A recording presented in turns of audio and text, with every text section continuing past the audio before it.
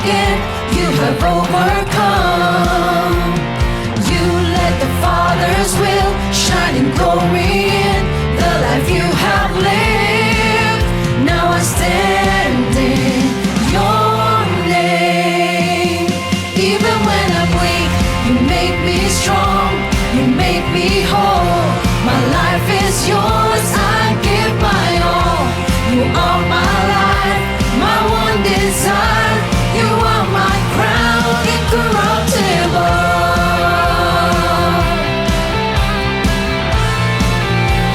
Sing God's power. God's power is revealed through the words I hear. In you there's no fear. I fight the battles on with the fate I've won. In my life you're known, and I stand in your name. Even when I'm weak, you make me strong. You make me whole. My life is yours. I give my all. You are my life, my one desire. You are my crown, incorruptible. My name is recorded in heaven. It is written in the book of life. I have faith in you. I have faith in you. I have faith in you, Lord. Even when I'm weak, you make me strong. You make me whole. My life is yours. I give my all. You are my life, my one desire. You are my crown. Even when I'm weak, you make me strong. You make me whole. My life is yours. I give my all. You are my life, my one desire. You are my crown, incorruptible.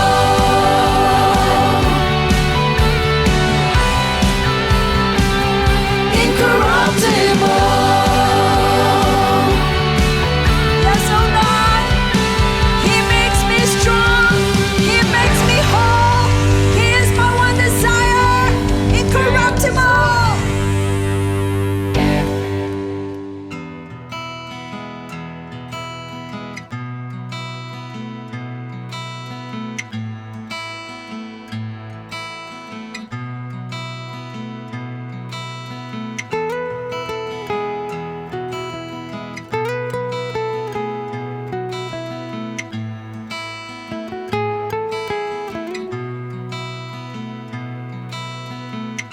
You made me feel, you made me understand how simple life is when I am in your hands. It really hurts and painful deep inside when no one cares and no one understands. Suddenly, Lord, you came along. You took my hand and then you made me strong. You gave me hope to live my life. You saved me. You saved me from the grave.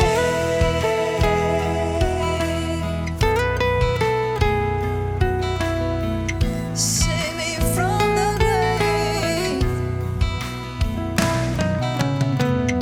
You made me feel, you made me understand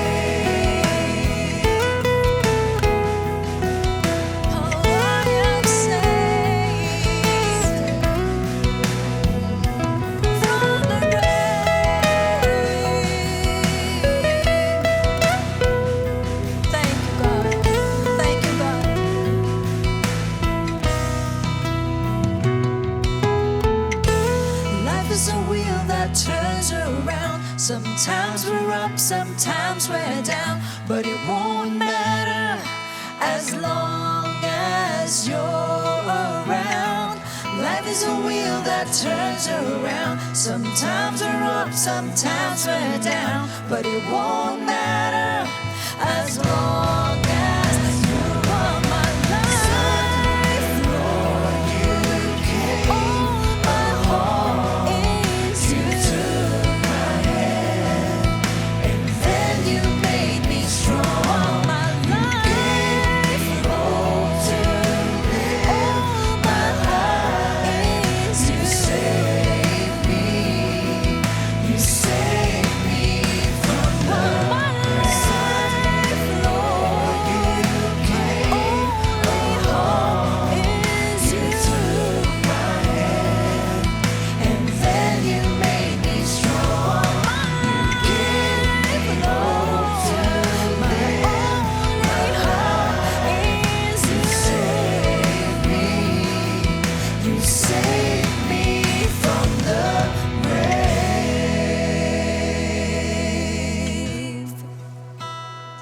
save me from the grave. You came to set me free, Lord.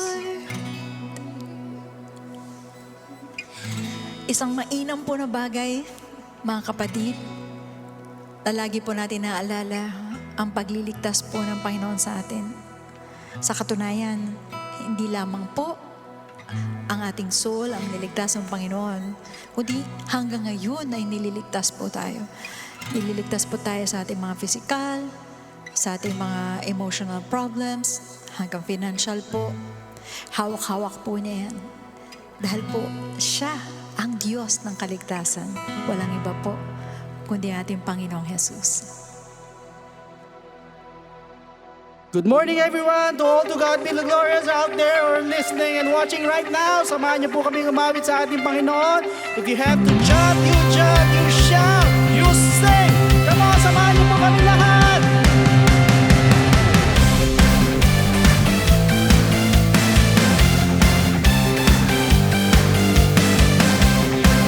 Hallelujah. Come on, all together now. Sometimes I forget my life isn't about this world. No, focus on the things I thought would make me happy. Use up all of my time and look away from you, my Lord.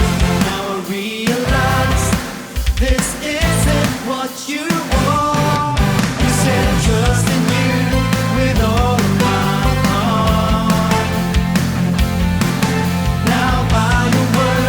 strengthened by your blood. I am alive. You inspire me with your love, 'cause you gave your life and holy blood for us. I'm saved and now I am set free. I'm gonna praise you, lift my hands up high, giving glory to the Savior of my life. There's no other name I'll magnify. Jesus Christ, to God be all the glory.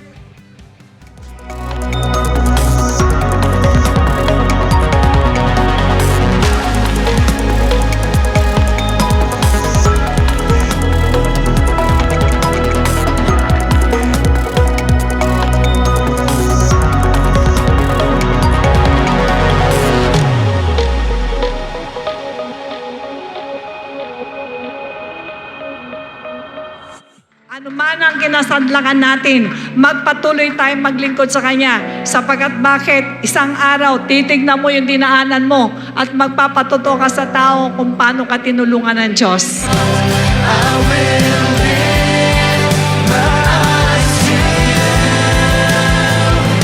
I surrender my whole life. I'm alive because of you. I was lost, but now I'm found. Wala dapat nabubuli sa atin. Nabubuli ng sakit, nabubuli ng finances, nabubuli sa emotion. Wala dapat po. Kasi may Diyos tayo po na hindi napapabuli ang Lord. Pag nalaman ng head, nakita ng head na yung body niya sinasaktan, ayaw natin Diyos sa buhay. Pag sumigaw yan, tutugon ng Diyos. Pag humingi ng tulong yan, tutugon ng Diyos dahil katawan niya yan. Ang church natin, nakahanda tayo. Abutan tayo ng Lord na nasa tamang posisyon po tayo. Ang pinakatamang position po, ang church dapat po ay productive. At sabihin natin, ang church ay active habang darating ang ating Lord. Kailangan abutan tayo sa ganun po. Wala pong reference sa Trinity sa mga unang post-apostolic writings. Wala po. Ang makikita po natin, after na ng apostol, no, patay na po yung apostoles, ang mga writings na makikita ay referring only to one God and Jesus as God. Once you abide in His words, the result would be victory. Yan po resulta niyan. Dahil anuman daw ang hingin mo ay gagawin po ng Lord para sa'yo basta ayon po sa Kanya pong kalooban.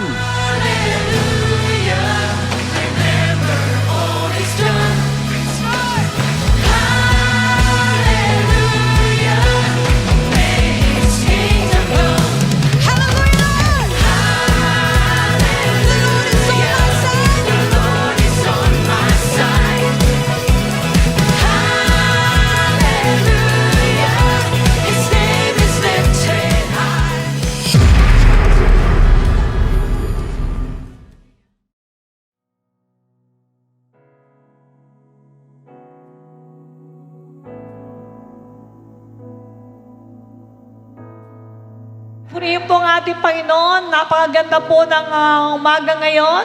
Magandang araw po sa inyong lahat at sa mga kapatiran po natin na nasa Luzon, Visayas, Mindanao. At sa mga international extension churches natin, ganun din po sa lahat po na tune in po ngayon at makikisa po maghandog sa ating Diyos na buhay. Magandang araw po sa inyong lahat. Alam po namin na meron po tayong matatanggap sa ating Panginoon na sama-sama po tayong makikinig ng Kanyang dakilang kalooban.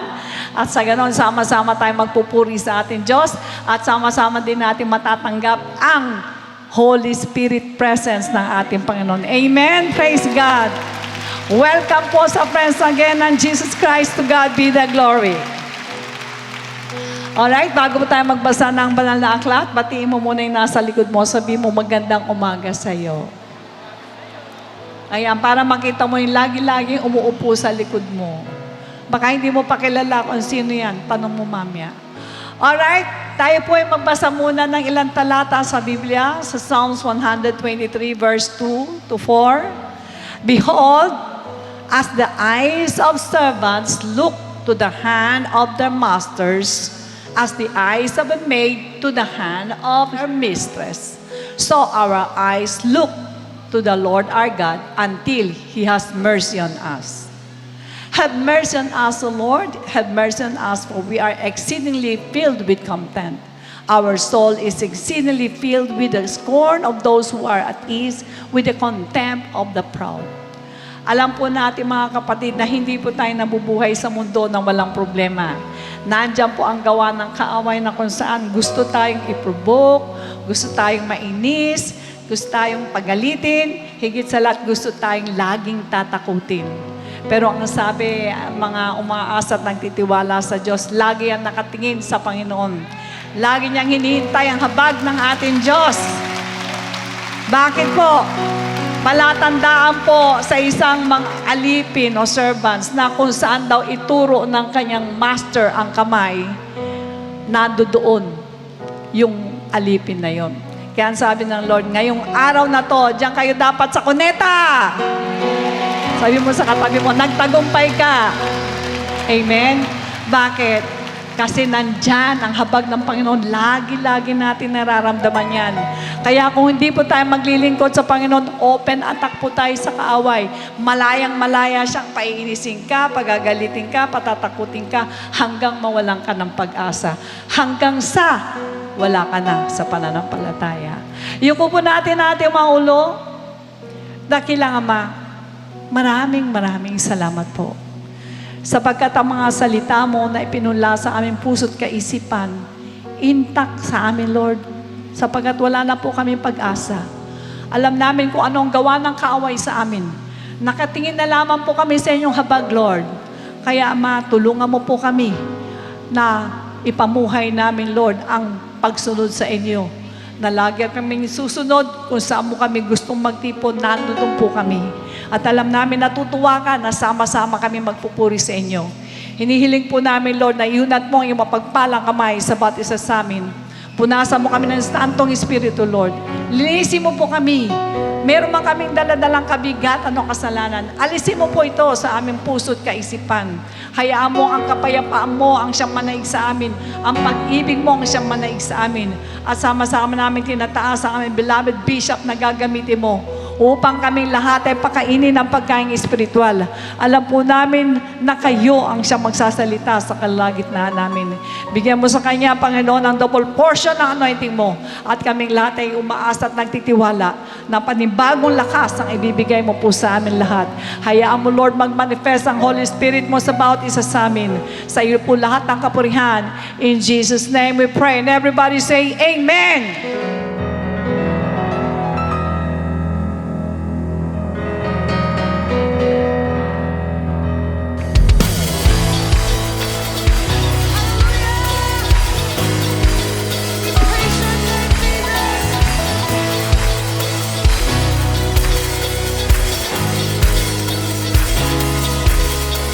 Your power and might rest in your hand. None can withstand you.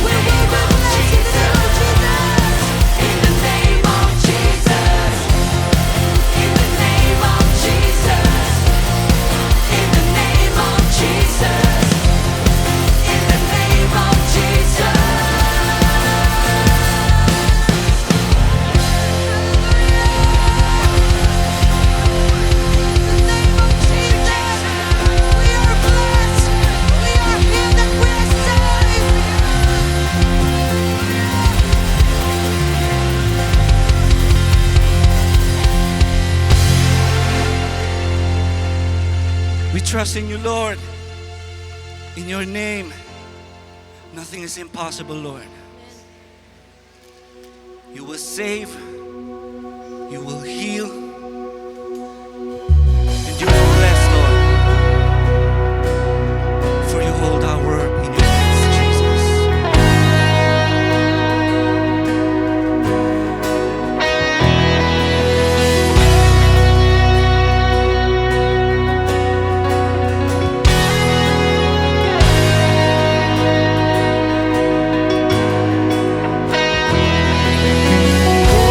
My everything,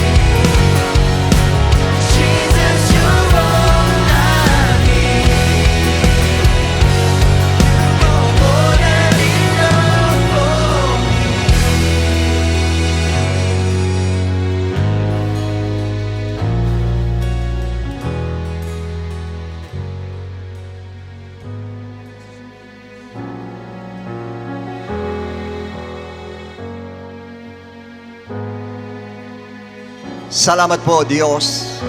Salamat po, Panginoon.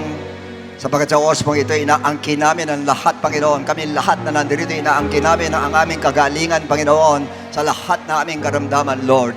Salamat, O Diyos, at muli kang kumilo sa amin sa umagang ito para mapadaloy mo sa amin, Lord. Special anointing mo mula sa akin patungo sa lahat ng mga anak mo, Lord. Pati sa lahat na nanonood sa television, O Lord, para madama namin, O Lord, na sa umagang ito, ikaw mismo ang siyang magsasalita sa aming kalagitnaan, Ama. Maraming salamat, Lord, and this we ask in Jesus' name. Amen and amen.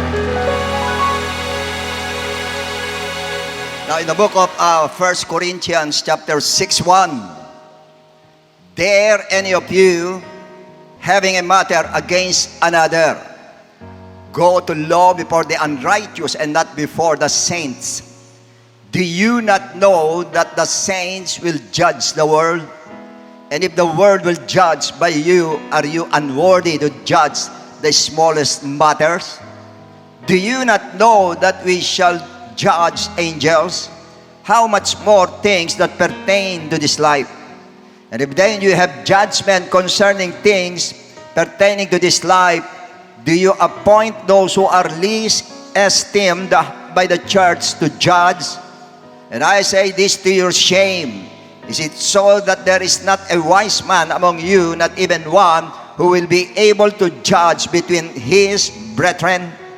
But brother goes to law against brother, and that before unbelievers. Now therefore it is already an utter failure for you that you go to law against one another. Why do you not rather accept wrong? Why do you not rather let yourselves be cheated? No, you yourselves do wrong and cheat, and you do these things to your brethren. And our subject today is entitled, Do You Not Know? And may the Lord bless the scriptures that we have read. You may all be seated, please.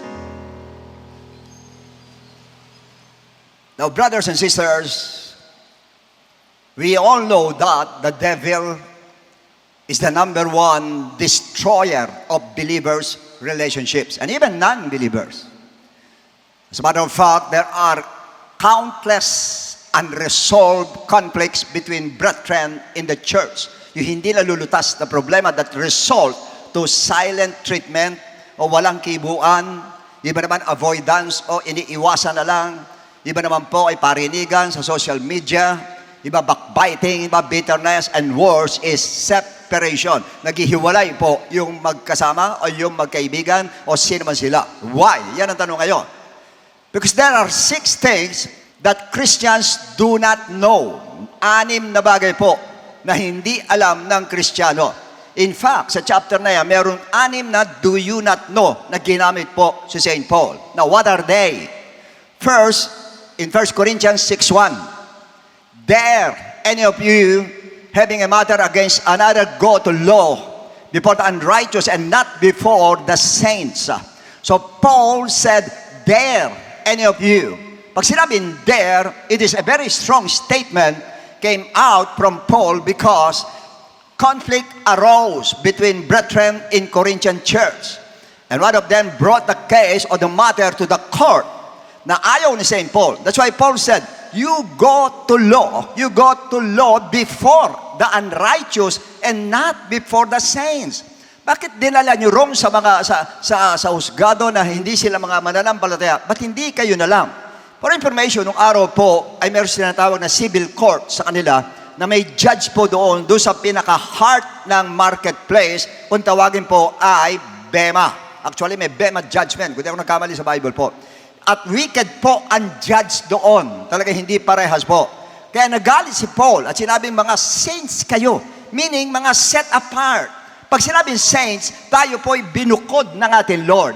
Kaya bakit kayo ganyan? Bakit di na lang kayong mga saints ang mag-ayos ng kaguluhan ninyo? Dapat kayo-kayo na lang. Huwag nyo nang dalhin pa sa ganoon. Now, ito sinabi ng Lord sa verse 2. Ano sinabi ng ganoon? Do you not know? Ayan ang unang do you not know. Do you not know that the saints will judge the world? Do you not know that the saints will judge the world? And if the world will be judged by you, are you unworthy to judge the smallest matters? Do you not know that you saints will judge the world now. Meaning, as we reign with the Lord Jesus Christ, we will in some sense or another judge the world. Ibig sabihin po, hindi ba ibig sabihin tayo tatayo, i-judge natin ang tao? Hindi ganun po. Kasama natin ang Lord. Pag nag-judge ang Lord po sa pagkasama na natin siya, kasama tayo rin sa judgment na yung kasama ng Lord, hindi rin sa i-judge. Tapos dyan kayo magpapajudge na one day, kasama natin ang Lord para i-judge sila. Meaning, do you not know what is your position before those judges one day? Hindi nyo alam kung anong position ninyo. Anong position nyo dyan sa mga taong yan one day? Ano kayo? Yun yung ibig sabihin ni Paul. Do you not know that you are going to judge them? Yun ang sabi ni Paul. Tapos dyan kayo nagpapajudge. Tapos one day kasama natin ang Lord, sila naman ay judge. Nakukuha nyo? Ang tanong, paano kung criminal case? Iba po yan. Pag criminal case, Romans 13:1, sinabi ng Bible, you have to submit to the authority. Pwede po magpasubmit sa authority sa Romans chapter 13. Kaya yun na po ang pag-uusapan. Pag crime, ang pinag-usapan, pag crime na po. Pero yung iba naman po, kahit crime, o sabihin natin, medyo hindi maganda ang ginawa, pero napapalagpas po nila dahil sa pananampalataya nila. Depende na po sa inyo. Pero yung mga small matters, mga issues sa loob ng church po, dapat tayo-tayo lang ang nagsosolve po niyan at hindi na dapat po lumabas pa. Sa verse 3, kaya sinabi niya, do you not know, ayan ang pangalawa po, kanina, do you not know that you're going to judge the world? Ngayon, do you not know that we shall judge angels? How much more things that pertain to this life? Pati angels. Do you not know that we will judge angels? Ang anghel, ang tayo mag-judge? Ibig sabihin, ito ay nire-refer to sa mga rebellious ones po, rebellious angels, when we reign with the Lord. Pag tayo po yung kasama na ang Lord, kasama natin, i-judge po sila. But the question is this, why was Paul greatly concerned about this conflict being brought to court? Bakit masyado siyang concerned? Okay, isa-isahin natin. Verse 4 to 8. If then you have judgment concerning things pertaining to this life, do you appoint those who are less esteemed by the church to judge? Kayo ba'y mag-a-appoint pa o dadalhin nyo sa husgado na mas mababa? Sabihin na natin, diretso salita, we as Christians, mataas ang value po natin sa harap ng ating Lord. Sa harap ng tao, mababa ang value po natin, pero sa harapan ng Diyos, mataas ang value natin. At doon ba tayo magpapajudge doon sa mas lesser ang value kesa sa atin? I say this to your shame. Sinasabi ko to para sa inyong kahihiyan. Is it so that there is not a wise man among you? Wala bang matalino sa inyo para lumutas dyan? Not even one who will be able to judge between his brethren? Wala ba isa sa inyo matatalino na siya mag-judge sa isa sa inyo? Magsasabi kung sino mali, kung sino tama? Wala ba kahit isa sa inyo? Ang dami nyo, nandiyan dyan, libo-libo kayo, wala bang isa man nandyan na mag-judge sa inyong conflict na nangyayari sa inyong dalawa? Next. But brother goes to law against brothers, and that before unbelievers. Bakit dinadala nyo pa ron sa unbelievers? Samantala, meron namang believers na pwedeng mag-judge sa atin ng ayon sa Word of God. According to the Word of God, ang judgment na bibigay po sa atin. Now, therefore, it is already utter failure for you. Bigo na kayo that you go to law against one another. Pag dinala nyo dyan, ay bigo kayo dahil dinala ninyo sa hindi mananampalataya. Why do you not rather accept wrong? Yan ang problem. Why do you not accept wrong? Bakit kung mali talaga, tanggapin mo na lang. Kung minsan kahit hindi ka mali, sige, alang-alang sa relationship, sige na, mali na ako, bahala ka na, sige, ako na mali. Alang-alang sa relationship. Kaya sinabi niya why do you not rather let yourselves be cheated? Bakit hindi pabayaan? Dayain na lang kayo. Ganong katindi si St. Paul. Ibig sabihin ni St. Paul, pagdating sa church, yun po ang nangyayari. Nasabihin natin na sa kanya po, hindi bali na, magpadaya ka na. Alang-alang saan? Mamaya sabihin ko sa inyo, next verse. Verse 8, no, you yourself do wrong and cheat, and you do these things to your brethren. Ibig sabihin ni Paul dito, ikaw rin ginagawa mo yan. O yung iba naman, dati mong ginagawa yan. Pagkatapos ngayon ayaw mong pagbigyan. Meaning, kay St. Paul po, listen carefully, he was not worried about believers being treated unfairly. Hindi yun ang inaalala niya. But about exposing exposing Christians' problems before unbelievers. Doon siya concerned. Na yung problema natin, ba't dinadala mo sa non-believers? Ba't dinadala mo sa mga hindi mananampalataya? Dapat kayo na lang yan. Besides for Paul, ano sabi ni Paul? Believers' individual rights are not as important as the reputation and mission of the church, which is to reconcile non-believers to Christ. Ibig sabihin po, tayo po bilang believers, yung karapatan natin, ang right natin, hindi po importante kesa dito sa reputasyon at sa mission ng church. Ibig sabihin kay St. Paul po, mas mahalaga ang reputasyon ng church, mas mahalaga ang mission ng church kesa sa sarili mong reputasyon. Sumunod, ano sinabi niya? What shall it, sa isip niya, what shall it profit a Christian if he preserves his rights, but he hinders the church mission and makes it lose its reputation? Ano na pala mo? Okay, nanalo ka sa discussion, nagsigawan kayo, natin yung non-believer, sigawan na doon, sigawan doon, hindi kayo nag-ilaw. Yes, nanalo ka. Pero nangyari naman, nasira ang reputasyon ng church at nasira ang mission ng church. Kaya alin ngayon na mahalaga? Doon nyo na makita kung paano pahalagahan ni St. Paul ang reputation ng church at ang mission ng church, which is to spread the gospel of Christ. Ganun kahalaga sa kanya. Except, malimang, okay, sabihin natin mga baby Christians, okay lang po, sometimes nangyayari, immature nangyayari po. In fact, we may observe, some see Christianity, ang ibang pananaw sa Christianity, as something that's meant to work for us individually. Akala natin, ang Kristyanismo po ay pang-sarili lang.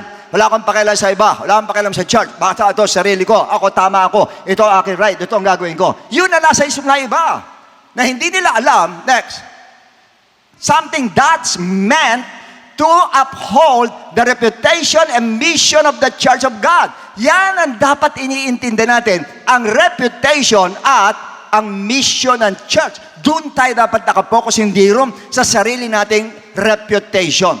Basta't ginamit ko ang karapatan ko. Ganun sa iba eh. I don't care about the church. Basta ako, tama ako, ito ang gagawin ko. You may not be saying that, maaaring hindi po. But your action and words are reflecting that concept. Ganun na nagiging concept natin. Hindi mo man sinasabi pero nagre-reflect po. Yung ba tinatawag na above all, my right. Yan ang problem. My right, yung karapatan ko. Yung karapatan ko. My right, my right, my right. Yan ang nasa isip po. Kanya ibig sabihin po, that's a major problem dito sa people all over the world.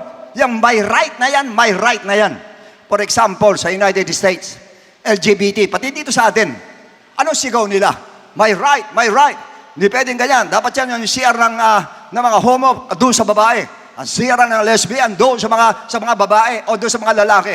Ibig sabihin, ang sa kanila, karapatan nila na gano'n ang gawin. Karapatan, dapat ikasal kami. Lalaki sa lalaki, babae sa babae, dapat ikasal kami. Why? My right. Yung karapatan, doon sila nakapokus. Ano sinisigaw ng mga abortionists? My right. May karapatan kami, pumili ko yan ay bubuhayin o hindi. Ano niya, magiging dalagang inamay, ayoko ng ganyan. Gano'n ang pinaglalaban yung right. Sa cocaine, the same. Drug abusers, the same. Yung karapatan, my right. And children against parents. Nakita niyo yung mga bata, yung karapatan ko. Sa magulang nila, sinasabing karapatan ko. Sa Amerika, hindi nyo pwedeng paluin ang bata, may karapatan ang mga bata na hindi sila paluin po. Ganun sila, yung karapatan. Yung mga tao nagraraliwat, may karapatan kami. Kahit masisira ang bansa, hindi, may karapatan kami. Yung right na yun ang pinag-uusapan. At yung po madalas nakasandal ang tao doon sa my right o yung aking karapatan. Nakukuha po natin. Sa social media lang, makikita nyo. Kung ano-ano nilalagay sa social media, nakakasakit na siya, saway mo, galit pa siya. Why? Karapatan ko to. May freedom of speech tayo. Kaya kailangan kung anong gawin ko rito ay wala kayong pakialam. This is my right, my right, my right. Yan perme. Oh yes. In many points, you have the right. In many points. But when your right as Christians goes against the reputation and mission of the church, you will have no right. As a matter of fact, you will stand wrong before God. Pag ganun po ang ginawa natin. Once yung karapatan mo bumabangga na sa reputation ng church, bumabangga sa mission ng church, you're wrong. Kahit may right ka, you are wrong. Kasi sa atin as Christians, ang una, ang church, hindi po tayo. Ang church at ang church ay sa Lord po ang church. And because of these words, my right, ano nangyari? How many families had been broken because of this my rights na ito? Conflict between husbands and wives, nag-a-accord o lumilitaw, at ano nangyayari po? Pag sira yung babae, tinatapakan mo ang karapatan ko. Yung isa rin, ako rin, tinatapakan mo ang karapatan ko. Ayun na, maghihiwalay ngayon sila dahil doon sa my right na yon, doon sa karapatan na yon. Napakaraming family ang nawasak because doon sa right na yon. Yung karapatan na yon na sinasabi natin. Napakarami po. Sinasabi, you're violating my right. Pina-violate my right ko. Kaya kailangan labanan kita. Ganun ang nangyayari. Ganun pinaglalaban yung right ng mga tao. Ganun pinaglalaban yung karapatan ng mga tao. And how many pastors, and even leaders, workers, members of the church, have burned bridges with their churches because of my right. Dahil doon sa aking right, lalaban ko, ako ang right, ako ang tama, ako ang tama. Yan ang sinasabi na iba. Ilang workers na wala sa atin dahil sa right na sinasabi. And speaking of my right, ito nga yung tanong. This is what Paul said. Anong ginawa ni Paul sa kanyang right? Sa 1 Corinthians 9, 4-12. Do we have no right to eat and drink? Yun ang tanong ni Paul. Wala ba kaming karapatan para kumain at uminom? Next. Do we have no right to take along believing wife? Wala ba kaming karapatan mag-asawa?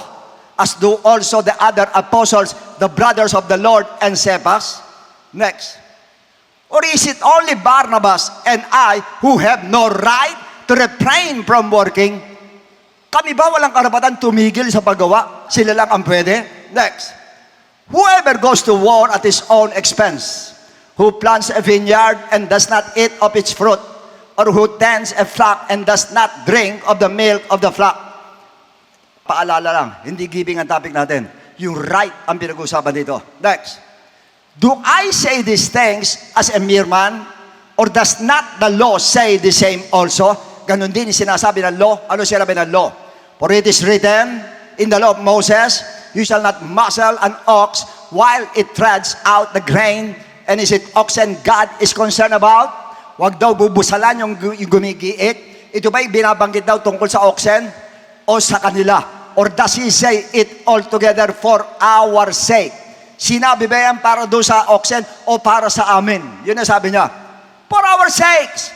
Dahil sa amin, no doubt. This is written that he who plows should plow in hope. Ang sino man daw nag-aararo ay umaasa. And he who trusts in hope should be partaker of his hope. Next. Now, if we have sown spiritual things for you, Corinthians ang kinakausap ha? Sabi ni Paul, kung ako'y nagtanim sa inyo na spiritual, is it a great thing if we reap your material things? Yan ba isang malaking bagay na yung material things niyo, ako'y umani rin? Next. If others are partakers of this right, kung yung iba tumatanggap ng ganitong karapatan over you, are we not even more? Hindi ba mas ako, sabi ni Paul? Nevertheless, ayun, we have not used this right. Hindi niya ginamit yung karapatan niya. Although may karapatan siya, hindi niya ginamit ang karapatan niya para pakita sa atin lahat na nandirito na kahit anong karapatan mo, ba't niya hindi ginamit? We have not used this right, but endure all things lest we hinder the gospel of Christ. Ibig sabihin, ang principle ni Paul dito ay na tinuturo sa atin, nagaling mo sa chapter 10, doon din binanggit niya. Listen carefully. No matter what rights Christians may have, anuman ang karapatan mo, karapatan sa pera, karapatan sa asawa, karapatan sa ganun, karapatan sa ganyan, they should be willing to sacrifice those rights for the sake of the reputation and mission of the church to spread the gospel of Christ. Ano man daw ang karapatan natin, matuto tayong mag-sacrifice ng karapatan natin, alang-alang sa misyon ng church at sa reputasyon ng church. Nakukuha po natin. No matter what, anong klase mang rights yan, itatabi mo yan. Pag ang reputasyon ng church madadali at pati ang mission ng church ay madadamay, tabi ang ating rights, tabi ang ating reputasyon. Nakukuha nyo ba? Yan ang dahilan kung bakit marami ang nakakagalit sa mga Kristiyano. Yan ang dahilan kung bakit marami mga family nasisira, kumpanya nasisira, mga samahan nasisira. Dahil sa saltang may right, dun sa karapatan. Pinaglalaban natin yung karapatan natin. Na hindi natin alam, yung karapatan yun ay sisira pa lang dito sa church. Alam niyo, naalala ko bigla itong ating president, beloved president, PBBM. Alam niyo lahat, hinaharas tayo dito ng China, dito po sa West Philippine Sea. Ano sabi ng president natin? Nung kinausap yung general, give the maximum tolerance. Yung pa rin siya. Why? Aanhin ko yung karapatan, labanan kitang bigla. Siya nga nagsabi rin suminga lang ang China, durog na tayo lahat Paano gagawin mo dyan? Hindi ko pinopromote yung presidente ito Yun ang nakita ko sa kanya. Kung paano niya dalhin yung ganong klase, yung karapatan, kung paano niya dalhin yung karapatan.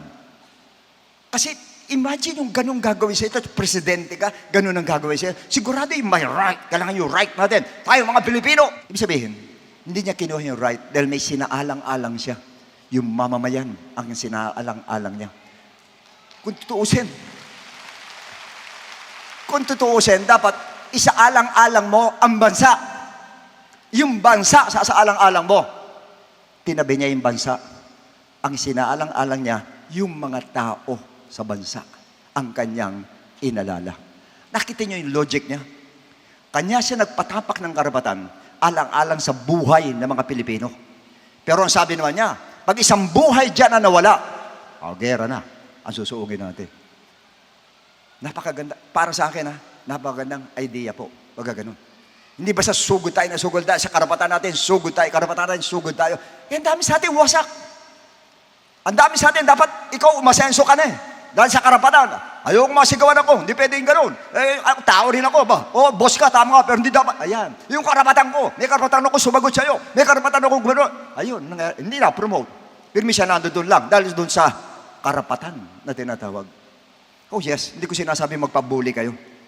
Pero there are times, for the sake of Christ, for the sake of the church, for the sake of the reputation of the church, dapat po, baba muna ang ating right para na sa ganun po, maayos ang iglesia po natin.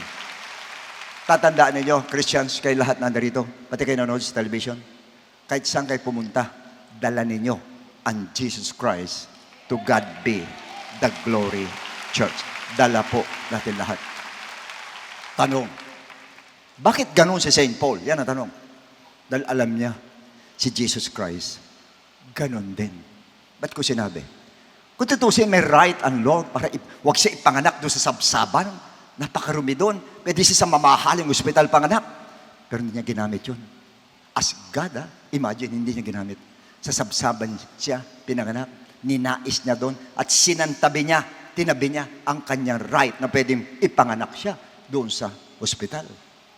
May right siyang wag danasin yung hirap na dinaras niya, napasakit sa cross of Calvary. Nadaig pa sa isang hayop ang pagtrato sa kanya at pagpatay sa kanya. Daig pa sa hayop. You know why? Dahil ang hayop po, pag ito'y kakainin na sila at papatayin na sila, pinapapatay agad sila, binibilisan ang patay para hindi naman, kasi nakakaawa yung hayop. Kasi napunta na po ako sa slaughterhouse. Nakita ko doon, una yung baka Baka pinapalo dito. Papaluin ganun ang baso para patay agad. Para wag na maghirap yung baka. Yung baboy, alam ko, ganun din Pinapalo agad para hindi na maghirap. Hindi yung buhay kakatayin, ganun. Hindi ganun. Wala na silang malay, tsaka sila kakatayin. Hayop yun. Pero sa Lord natin, hindi ganun. Grabe, buhay siya, ang lakas niya, pinahirapan ng gusto na parang hayop ang ginawa. Tsaka daig pa sa ginagawa sa hayop. Pero, sinantabi pa rin niya. Sinet aside niya ang right niya. In fact, may karapatan siyang wag danasin nga. Sa Gethsemane, sinabi na niya, Lord, kung maaari lang, wag kong danasin itong saro na paghihirap. But not my will, Lord. Your will be done. sinet aside pa rin niya yung kanyang right. Kahit na sinless siya, as a sinless man, he didn't deserve na mag-suffer ng gano'n. Hindi po deserving ang Lord. Dahil wala siyang kasalanan, and yet, tinabi niya ang kanyang right. At siya po ay dumanas ng gano'n. Sa Matthew 26:52, ang sabi gano'n, but Jesus said to him, put your sword, oy Peter, in its place. For all who take the sword will perish by the sword. Ang sumunod po doon, sinabi niya, hindi mo ba alam na isang tawag ko lang, isang kumpas ko lang, legion of angels sa bababa? Pero hindi niya ginamit yung karapatan na yun. Talaga isang kumpas na noon, andyan ang angels talaga. Hindi niya ginamit ang kanyang karapatan. Ngayon, sa Matthew 27:39, ano sabi ka doon? But Jesus said to him, and those who pass by blaspheme him, raising their heads. May iling sila, ang sabi ka doon, and save others, himself he cannot save. If he is the King of Israel, let him now come down from the cross and we will believe him. Kung di kasi talagang Diyos talaga yan, isang anak ng Diyos talaga, kaya niyang bumaba sa cross na yun. Hindi kinagat ng Lord. May karapatan siyang gawin dahil wala siyang kasalanan, pero hindi ginawa ng Lord. Sa John 19:10-11 kay Pilate, then Pilate said to him, are you not speaking to me? Do you not know that I have the power, I have the right to crucify you and right to release you? Ano sagot ng Lord? Jesus answered, you could have no power, you could have no right at all against me unless it had been given from above. Pag hindi binigay sa taas, wala kang power, wala kang right sa akin. Therefore, the one who delivered me to you has the greater sin. Meron siyang karapatan. Para nasa ganoon, sabihan si Pilate at sabihin sa kanya talaga na, sabihin niya kung sino siya talaga, pero hindi pa rin po. Ganun katindi niyang isinuko yung kanyang right, yung kanyang may right niya bilang tao at bilang Diyos. Pero tinabi niya yung right na yun and gave them the right, binigyan ng right yung mga Hudyo to brutally torture him and crucify him though they had no right. Yung mga taong pumatay sa kanya, walang right. Pero binigay niya yung right na patayin po siya. Brothers and sisters, kung itong Diyos na gumawa ng langit at lupa, at lahat na nasa mundo ay Kanya, meaning nasa Kanya lahat ng right para gawin kung anong gusto niyang gawin sa mga tao, pero hindi niya ginamit ang Kanyang right. Why? Alang-alang sa church na ito, na itatayo niya isang araw. Alang-alang sa mga iglesia na itatayo niya isang araw. Ibig sabihin, saints, ganun niya binigyan ng value, ganun niya binigyan ng halaga ang church. To the extent yung lahat ng mga rights na talaga bilang Diyos, right niya bilang tao po ay bilang walang kasalanan, tinabi niya. Para lang ang church, for the sake of the church na itatayo po niya, binigyan niya ng ganung halaga. Na ngayon pinakikinabangan po natin lahat hanggang ngayon itong church na binigay niya. Tayo pa kaya na walang right ng buhay sa mundong ito? Dahil sa dami ng kasalanan, alam ng Lord, hindi pa tayo pinapanganak, gagawin natin nang wala pa tayo sa Kanya. Pero binigyan pa rin tayo ng right na ipanganak. Naniniwala ba kayo, ilang milyon ang na-abort? Iba pina-abort, yung iba naman nakunan. Ilan yun? Pero hindi ka pinayagan na ikaw makunan yung nanay mo, hindi pinayagan i-abort ka ng nanay mo, pinayagan mabuhay ka. Samantala, alam niya, puro kasalanan ang gagawin mo dahil wala ka pa sa Kanya. Pero sige pa din. Binigay yung right sa atin. Binigay yung karapatan na mabuhay ka para makita mo ang word at para sa ganun tumanggap ka sa Kanya pagdating ng takdang panahon. As a matter of fact, tayo mismo walang right para maligtas. Dahil hindi tayo talaga anak ng Diyos, hindi tayo Israelita. Kundi mga paganong sumasamba sa Diyos-Diyosan. Pero binigyan pa rin tayo ng right na maligtas ng ating Panginoon. Pagkatapos sasantabi natin po ang reputation at mission ng church na napakahalaga para sa Kanya. Dahil sa kunting alitan lang, pagpapalit po natin. Dahil sa kunting hindi pagkakasundo, pagpapalit po natin. Sana wag niyo pagpalit mga kapatid. Lalo sa panahon ngayon. Please listen carefully. Ngayon nasa last days po. Sa last days, tandaan yung sasabihin ko, mark my word. Ano man ang mangyari, wala kayong tatakbuhan kung hindi ang church of God. Wala kayong tatakbuhan. Kaya sana, itong church na ito, although wala tayong sariling building, yes, hindi naman yung building ang church tayo ang church talaga. Kahit walang building ito, mahalin ninyo. Dahil itong kanlungan, itong refuge natin, itong kanlungan natin, ito takbuhan natin pag may kailangan tayo. Ito nagdidepensa sa atin ng church na ito. Ito magliligtas sa atin. Dito tayo kukunin ng Lord. Pag nag-rapture, dito tayo kukunin ng Lord sa church na ito. Kaya sana, isaalang-alang natin ng church at itabi natin ang ating right na tinatawag. At hindi lang yun. Ang reputation at mission ng church na sinisira natin pag tayo po pinapaira natin yung right natin, hindi lang po sira ang sa church. Pati tayo bilang Church of God, sira ang reputasyon natin, sira ang mission ng church pag ganun ang ginagawa natin. Kaya sa akin po, kung sino man nakakaroon dito na hindi pagkakaintindihan, dapat walang ganyan. Dapat nagkatampuhan man, mamaya magkabatihin na kayo. Kayo mismo mag-ayos ng dalawa, hindi na kailangan tawagin pa yung elders, tawagin pa si pastor. Wag na, kayo mismo ng dalawa. Why? Tingnan nyo, ang sabi ng Lord, do you not know that you're going to judge the world? Do you not know that you're going to judge angels? Paano mag-judge ang Lord? According to the book. Ayon din dito sa Bible ang pag-judge. Kaya tayo, kung mag-judge ng usapin, meron kayong hindi pagkakaintindihan, saan kayo babase? Dito. Kung anong sinasabi dito, sundin ninyo. At makikita nyo maganda resulta ng judgment po natin. Nakukuha natin po. Pati sa inyo mag-asawa, please. Pag nagtatalo na kayo, tabi nyo yung rights ninyo. Ang sabihin mo, tingnan natin, ano ba sinabi ng Bible? Ayun, yun ang sundin ninyo.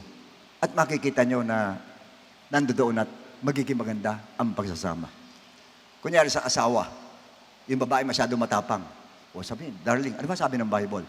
Babae, magpasakop ka sa iyong asawang lalaki. Ang babae, ano gagawin? Magpapasabog ka. Kaya lang bubulong ka rin.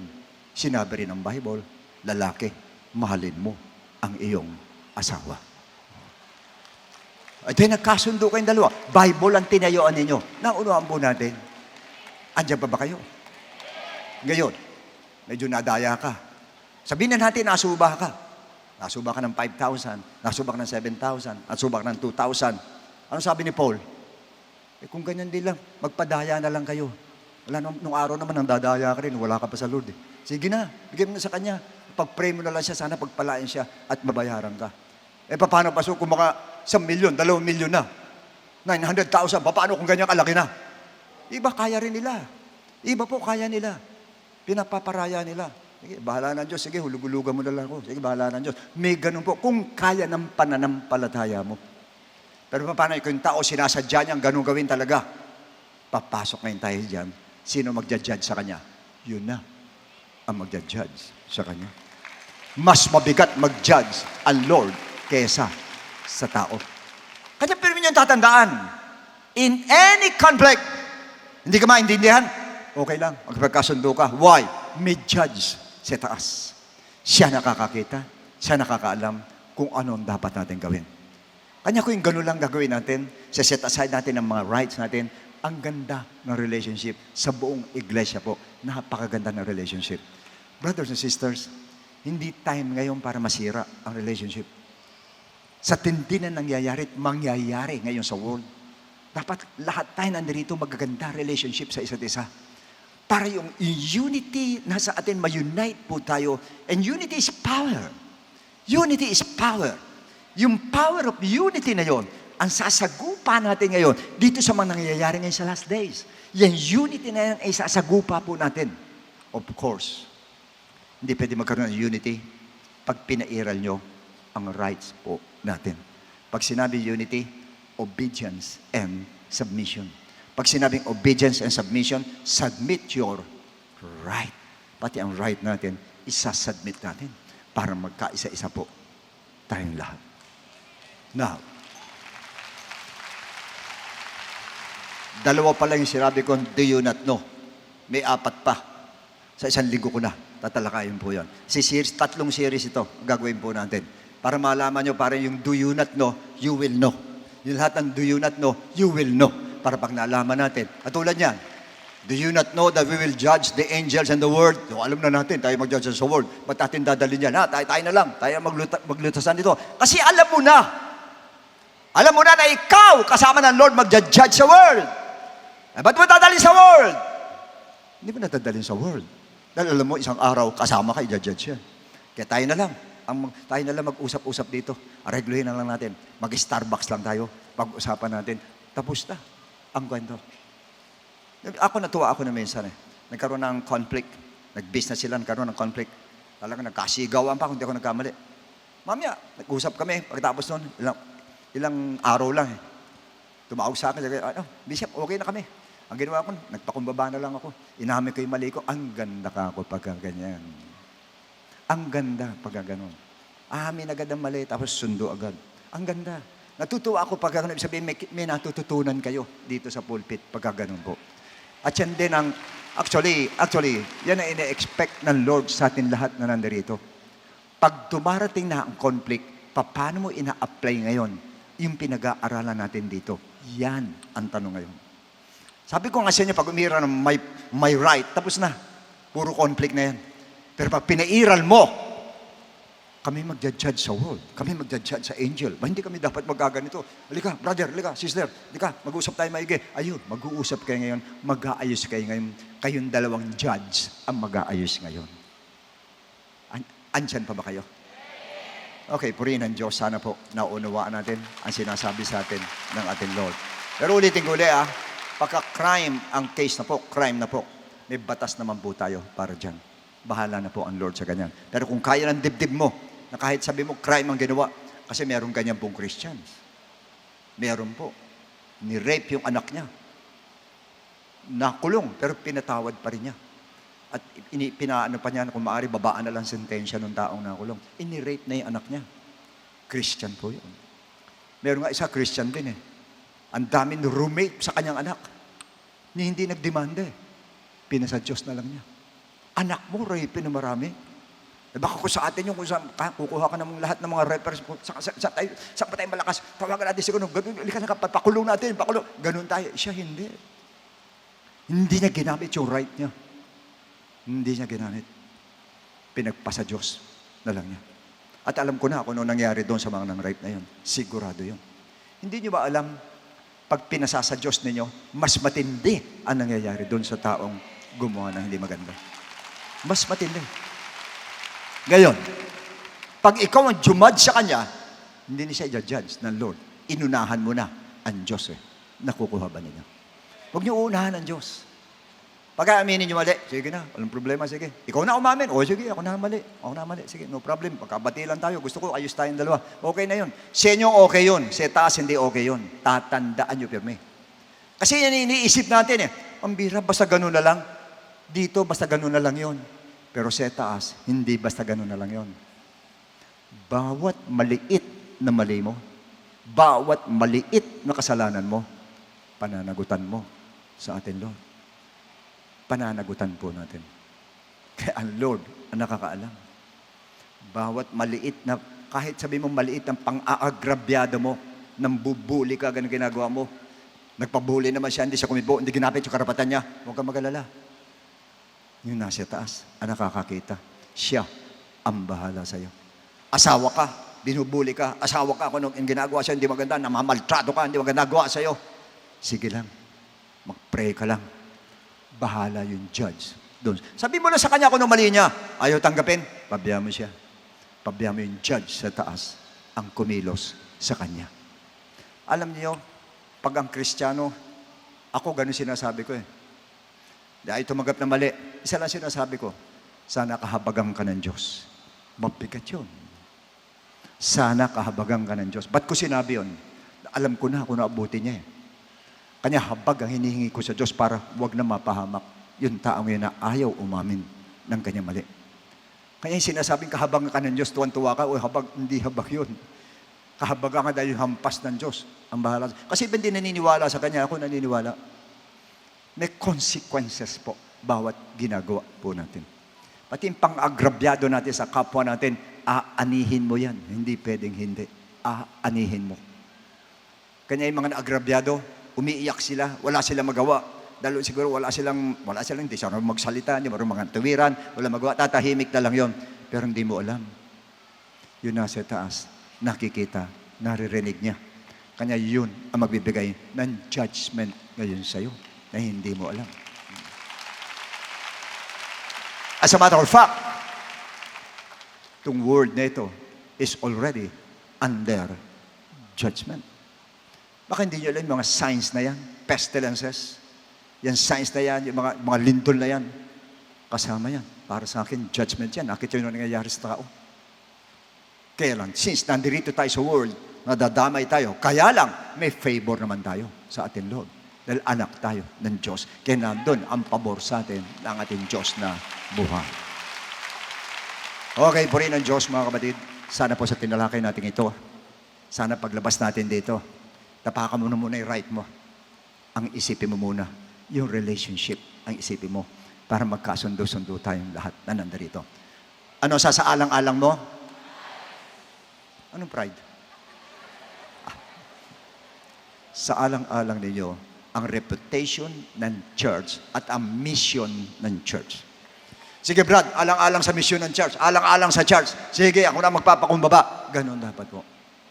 Pirmin nyo sasaalang-alang tong church. Alang-alang sa church, alang-alang sa church, alang-alang sa church.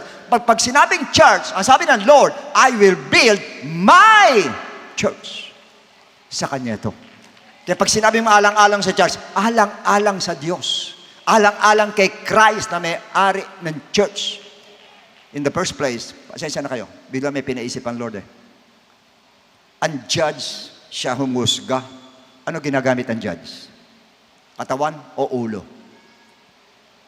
Utak. Ano ginagamit? Utak.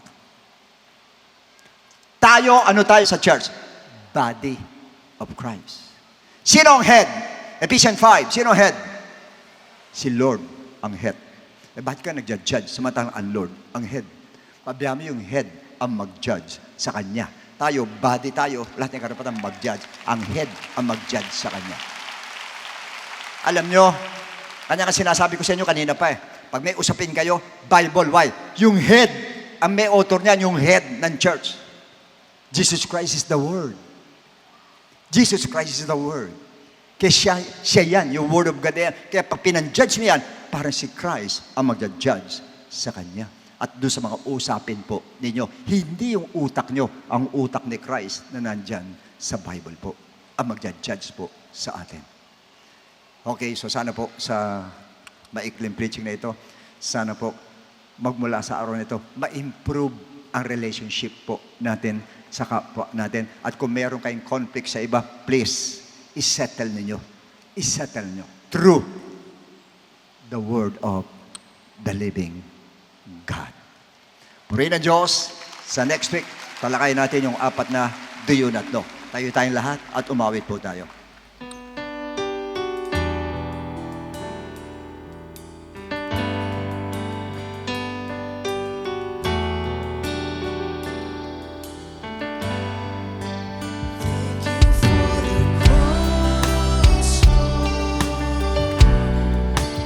Thank you for the price you paid, bearing all my sin and shame.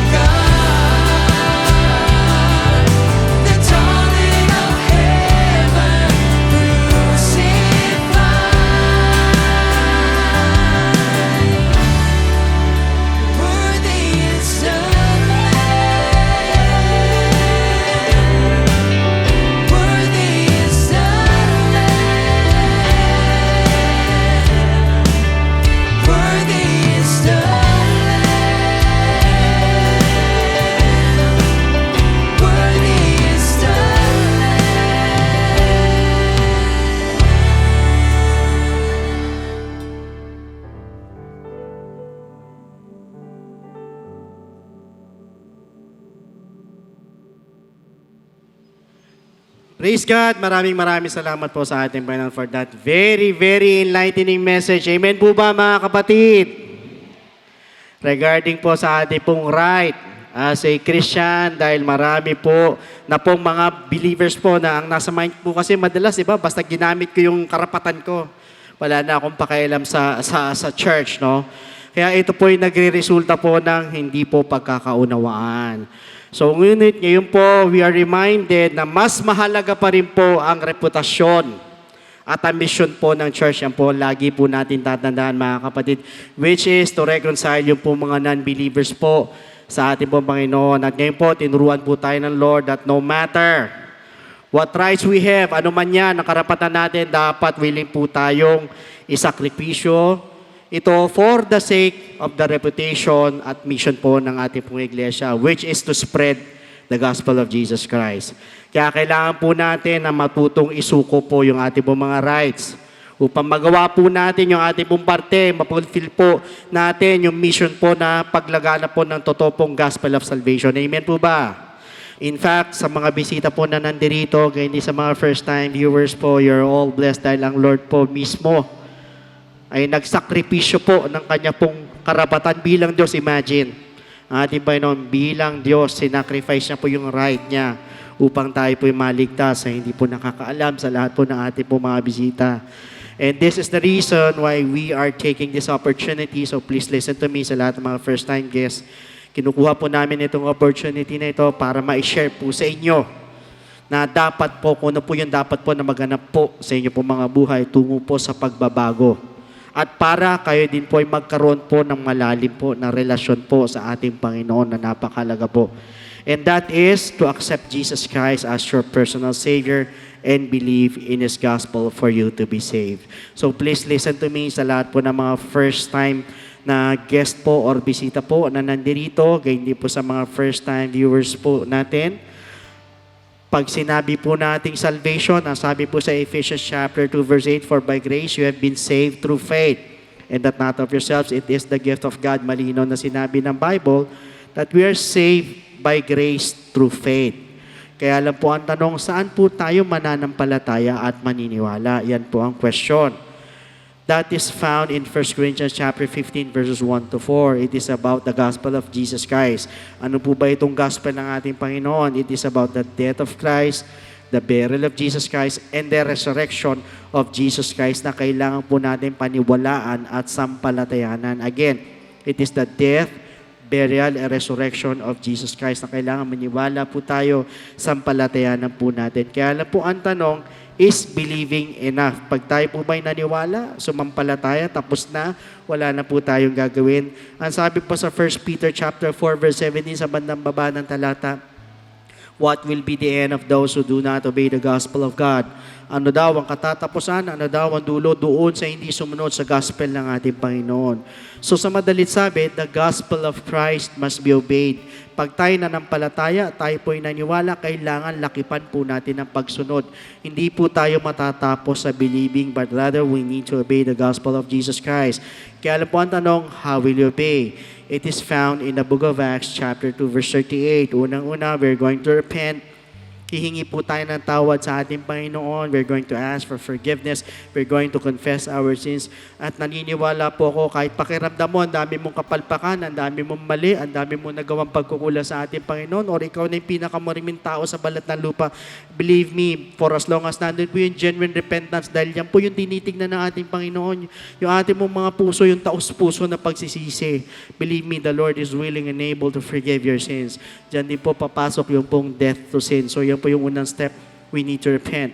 Second, we need to be baptized in the name of Jesus Christ. So tayo naman po ay babautismon sa tubig, ilulubog po tayo sa tubig in the name of Jesus Christ po ito. At ang sabi po sa Romans chapter 6 verse 4, therefore we were buried with Him through baptism into death. Ulitin ko, we were buried with Him through baptism into death, that just as Christ was raised from the dead by the glory of the Father, even so we also should walk in newness of life. So ibig sabihin, we need to be baptized in the name of Jesus Christ. Why? Dahil para bagang inililibing naman po natin ang ating po mga kasalanan, kasabay naman po ng paglilibing kay Kristo. And take note, hindi po ito paghuhugas ng dumi ng katawan, kundi ito po'y pag-aalis po ng ating po mga kasalanan. So yun po yung pangalawang step, we need to be baptized in the name of Jesus Christ. Now, the third step is we need to receive the gift of the Holy Spirit. Diyan naman po, papasok ang ating transformation, yung ating pong regeneration. So, sa madalit sabi, tayo mababago na po, na nabanggit po sa Romans 8:11, hindi po sa Titus chapter 3, verse 5. In fact, once we receive the gift of the Holy Spirit, we are also receiving power. Aminin nyo man hindi, sa lahat ng mga bisita po na nandito, lahat tayo may kahinaan. At ang hirap magbago, minsan nagbabago tayo, isang buwan, dalawa, sa mga susunod na panahon, bumabalik na naman tayo sa dati. Bakit? Sarili mo lang eh. But you know what? Once you receive the gift of the Holy Spirit, yan po'y sinasabing power. Power saan? Power to overcome all our weaknesses. At yan din po, yung magpapaalala po sa atin para makasunod po sa kalooban ng ating Panginoon. So ito po tatlong ito ay kailangan maganap po sa ating po mga buhay.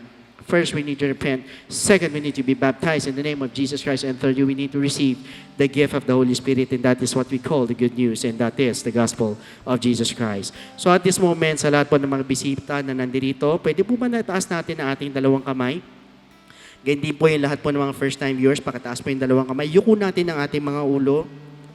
So sa mga bisita, please repeat after me with this prayer na habang binabanggit natin ang panalangin nito na pagtanggap, ay nandun ilagay po natin yung taos-puso na pagsisisi o humihingi po tayo ng tawad sa ating Panginoon habang binabanggit natin ang panalangin ito.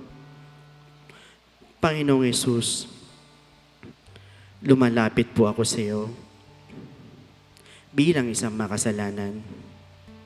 Patawarin mo po ako sa lahat ng aking mga pagkakamali at pagkukulang.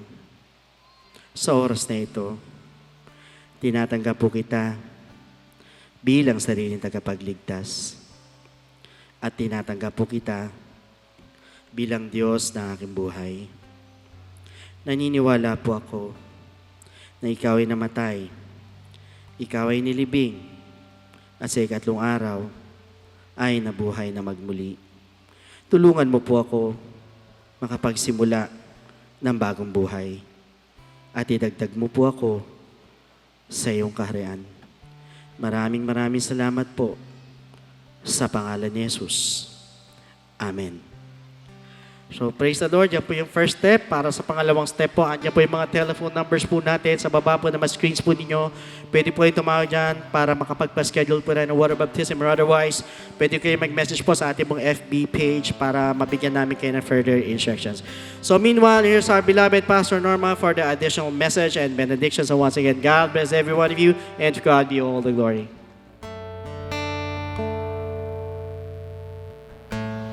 Amen. Praise God. Napakasarap po ng spiritual food na pinakain po sa atin ng Lord. Salamat din kay Pastor Lud sa pangangaral po na mensahe ng kaligtasan.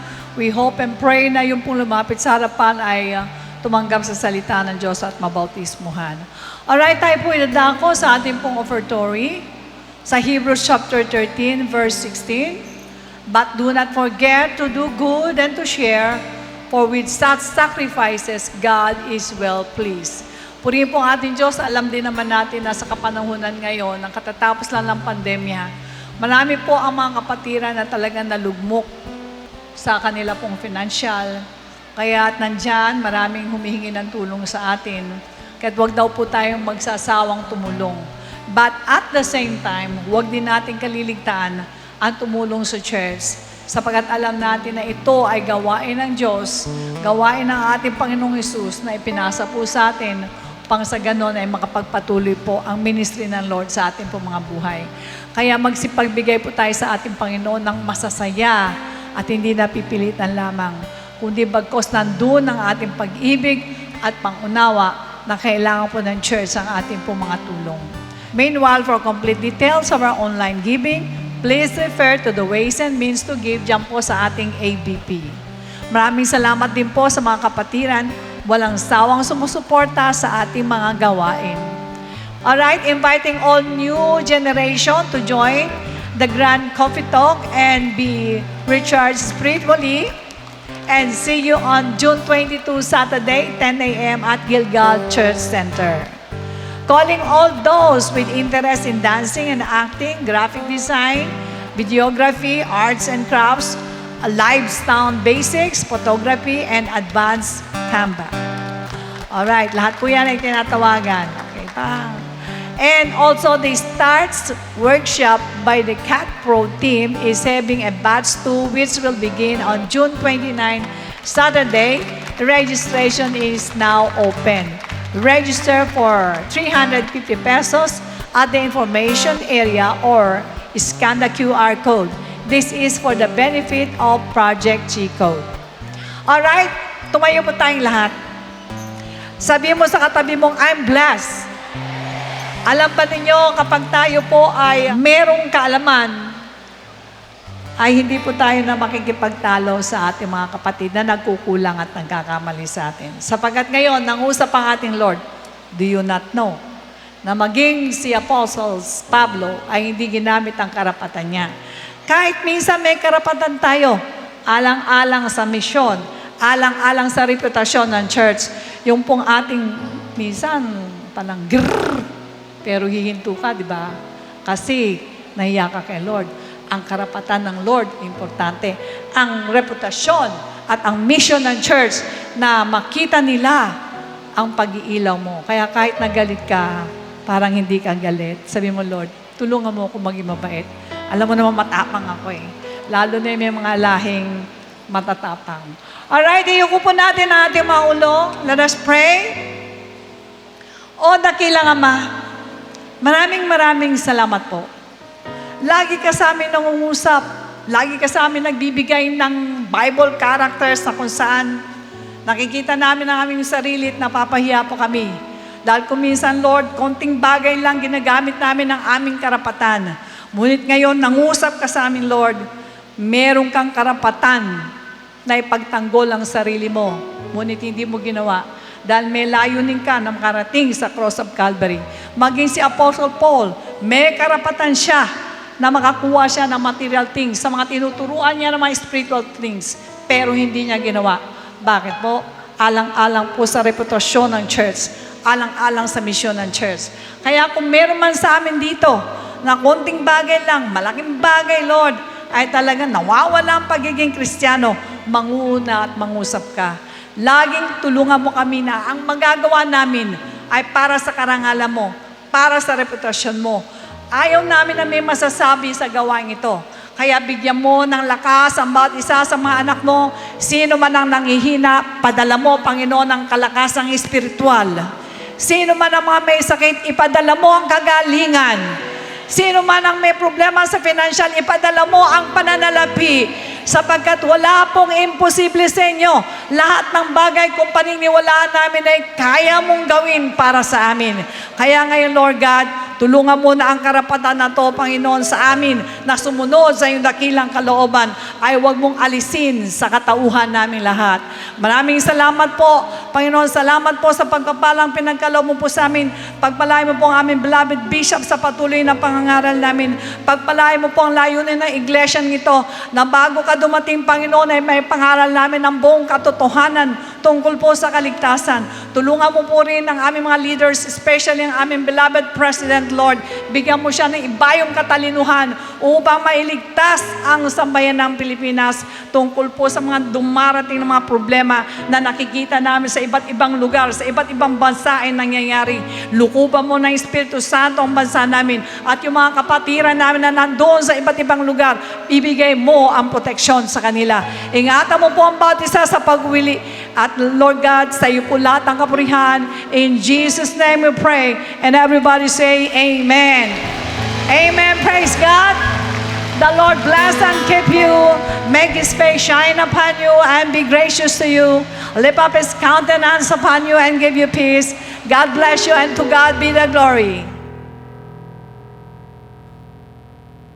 A blessed day to all brethren. Let us pay attention to these important reminders. For online giving and Bible study offerings, you may refer to the details on the screen.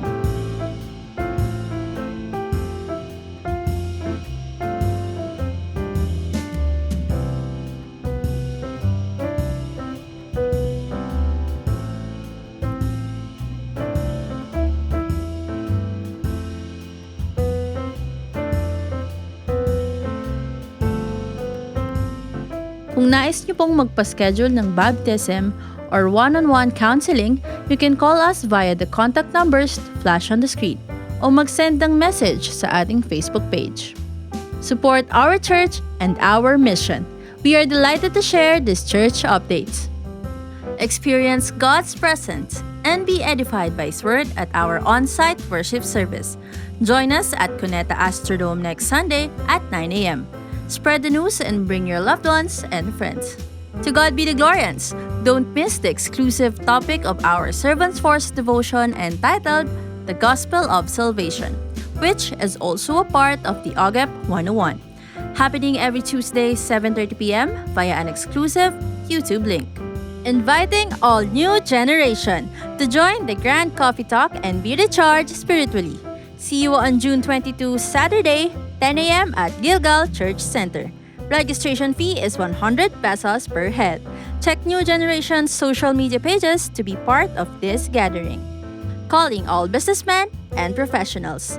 Be part of the next ABC Reveal, a Father's Day special, on June 26, Wednesday, 6:30 p.m. at King Chef Seafood Restaurant, West Avenue. Registration fee is 750 pesos per head. Calling all those interested in dancing and acting, basic motion graphics, videography, arts and crafts, live sound basics, photography, and advanced Canva. The Starts Workshop by the Cat Pro team is having a batch 2 which will begin on June 29, Saturday, 2:30 p.m. at Gilgal Church Center. Registration is ongoing. Register for 350 pesos at the information area every Sunday or scan the QR code. This is for the benefit of Project G-Code. Inviting all Yopper for the next Pray Talk Eat happening on June 29, Saturday, 7 a.m. via Zoom.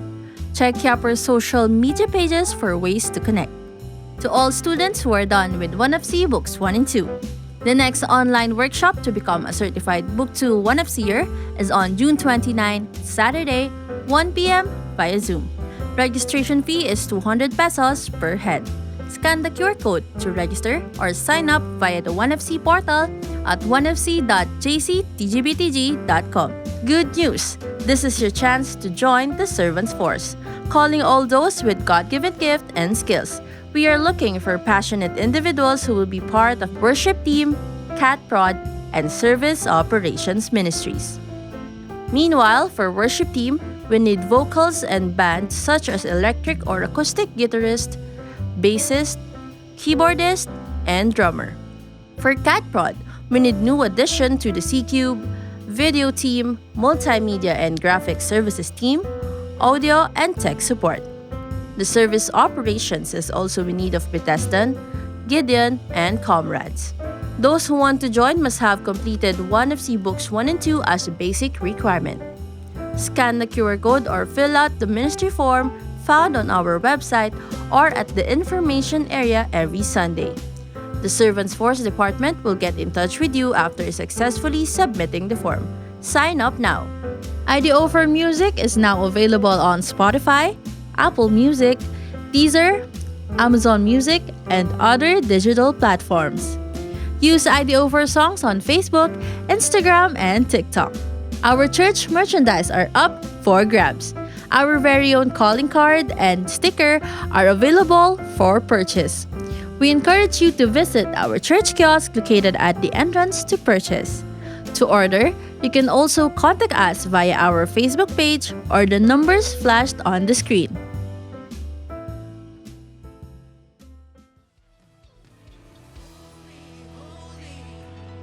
Holy, Lord God Almighty, holy, holy, holy, who was, is, and is to come.